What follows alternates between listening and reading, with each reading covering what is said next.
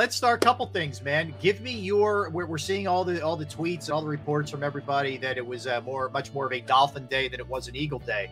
What's your sense of what you saw today? Yeah, it definitely was a Dolphins day, so we can finally put that to rest. The Eagles lost a joint practice for the first time in the Knicks career. Oh, no. Who cares?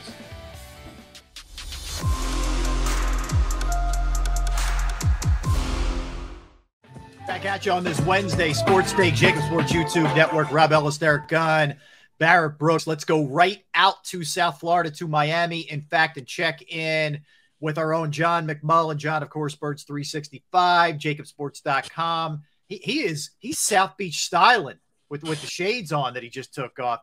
John, let's start a couple things, man. Give me your. We're seeing all the tweets and all the reports from everybody that it was much more of a Dolphin day than it was an Eagle day. What's your sense of what you saw today? Yeah, it definitely was a Dolphins day, so we can finally put that to rest. The Eagles lost a joint practice for the first time in the Knicks career. Oh, no. Who cares? Right. You know, if you think about it, they were on the road last week. They're on the road this week. It is brutally hot down here. I mean, brutal. So it's understandable. But Miami was really good, especially offensively. Eagles couldn't do anything with Tyreek Hill. Darius Slay kind of tweaked something early in the practice and then later in team drills.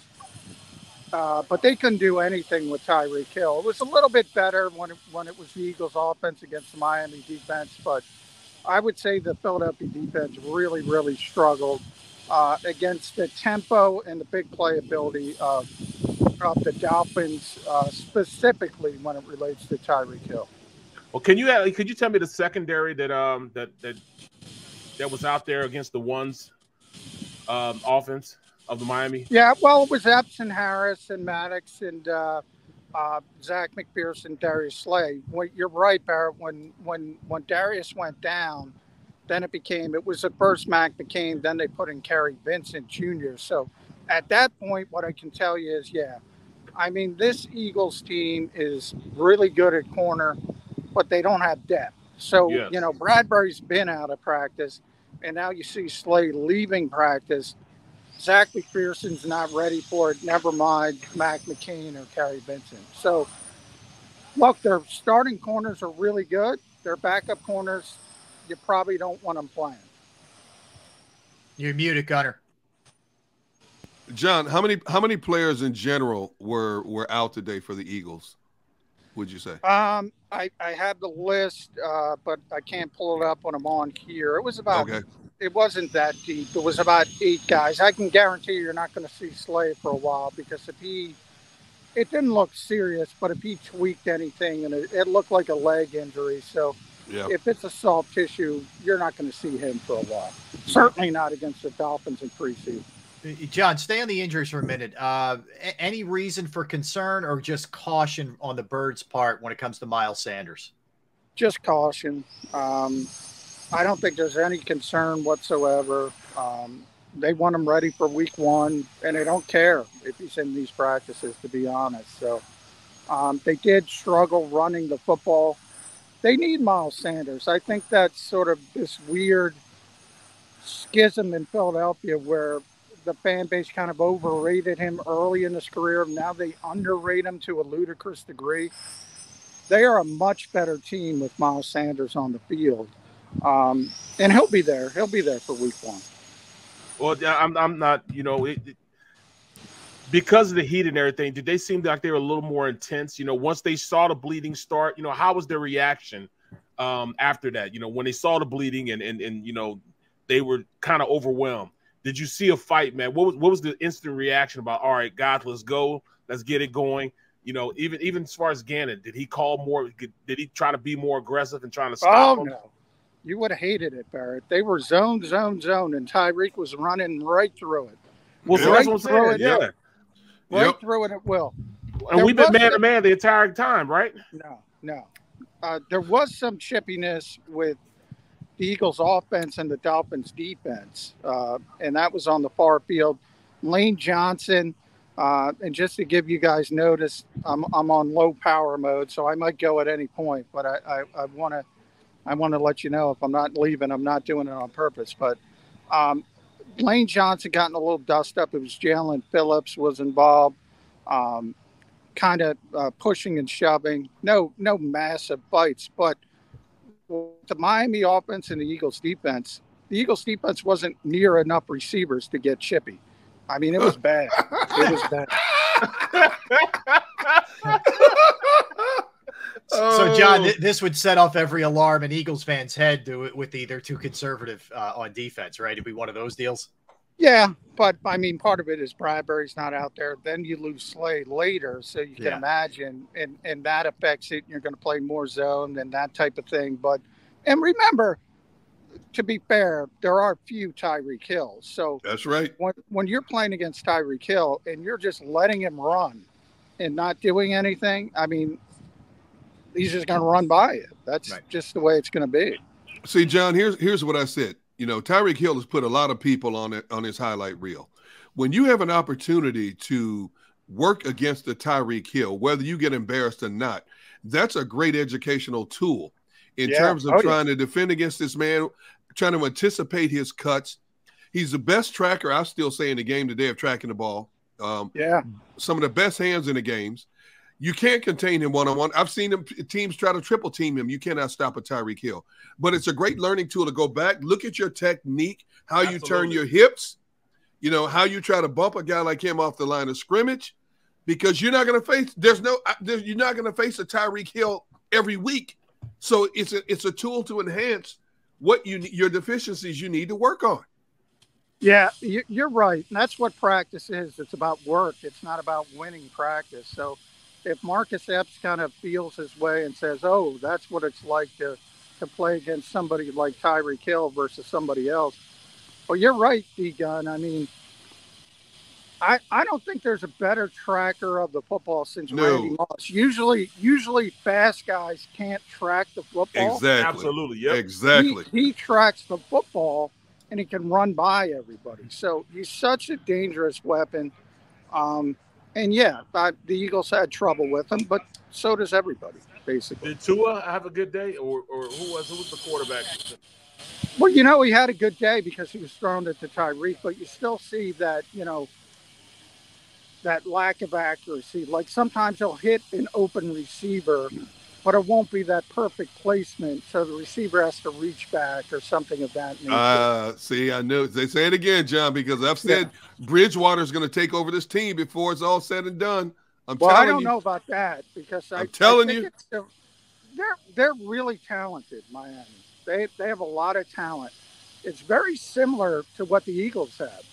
They have a great supporting cast around Tua. Yep. And they kind of don't know if Tua can take that next step. That's kind of what we feel in Philadelphia with Jalen Hurts. Right. It's almost the exact same thing. But same thing with A.J. Brown here. Different type of presence. But that presence of Tyreek Hill is going to help Tua so much. It's going to really – I don't think he's in danger of losing his job to Teddy Bridgewater. Well, hey, let me ask you this. Was the main focus on the offensive side of the ball? Was the main focus on running the ball or passing the ball? What was their focus this week? Today. So, well, for the Dolphins, it was passing the ball and taking advantage of that sort of quarters coverage the Eagles like to run. The Eagles, you know, they had trouble running the ball without Miles Sanders. They probably got Jalen had some nice throws to Devontae Smith and A.J. Brown. Devontae drew a nice defensive pass interference when he came back to an underthrown ball. So that's what I talk about when quarterbacks don't hit receivers, but the receiver can still help out the quarterback. So Devontae Smith did that for Jalen Hurts. I thought the Eagles' offense was better than their defense, but Miami got the best of them today. That's what I was going to ask you, John. How did Jalen look? Did anybody stand out offensively for the Birds? Who was a positive coming out of this today? I would say that not that it's surprise, but A.J. Brown, Devontae Smith, it shouldn't be a surprise to anybody. As far as the running game, it's always tough to tell in this environment, but I didn't see the Eagles standing out when trying to run the football. That's why I think it's really important to get Miles Sanders back. You know, the offensive line, you kind of know what you have in the Eagles offense. You really do. You know, to me, the only question is Jalen Hurts and where is he going to take that next step? That supporting cast is in place, and I'm not really concerned about it. I'm starting to get concerned a little bit about the Eagles secondary, especially the depth of the Eagles secondary. They're offensively, the offensive line, who stood out as far as that, especially like in one-on-ones and stuff. I didn't see the one-on-ones because I was watching the wide receiver one-on-ones with the Eagles defensive backs. And that's where Tyreek Hill first hurt Darius Slay. So there was a lot of, but those are designed for the offense to win. Yeah, I just explained that. Yeah. And the offense won one of them. And those pass rush drills, Barrett, they're designed for the pass rusher to win. It's much more difficult for the offensive lineman. So, look, the one thing I never worry about is the Eagles' offensive line. Landon Dickerson went in the injury tent, though.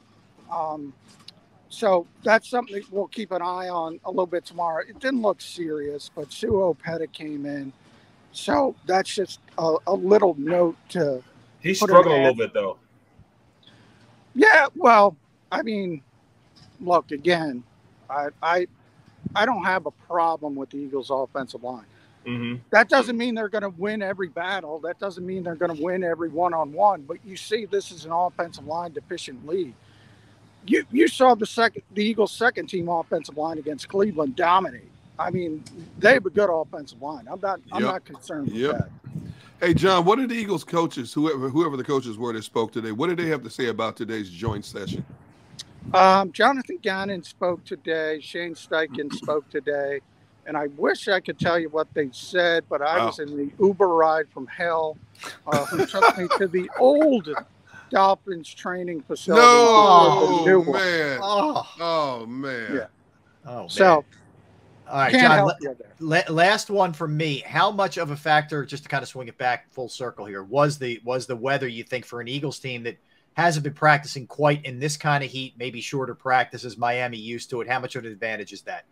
Oh, it was a huge advantage for the Dolphins. I mean, that's all the Eagles talk about. Everybody who did talked about the heat, first thing out of their mouth. Even N'Kobe Dean and Jordan Davis, who are from Georgia, used to it. Even the guys used to playing in heat, they were like, "Ooh, this is hot."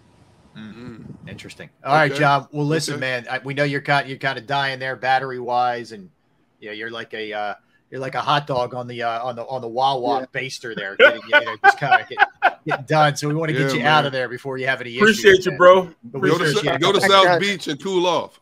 Exactly. All right. Thank you, John. All right, take care. It's John McMullen. Check out all John's work, JAKIBSports.com. Of course, Birds 365 every morning, weekday morning, 8 to 10 with Jody McDonald.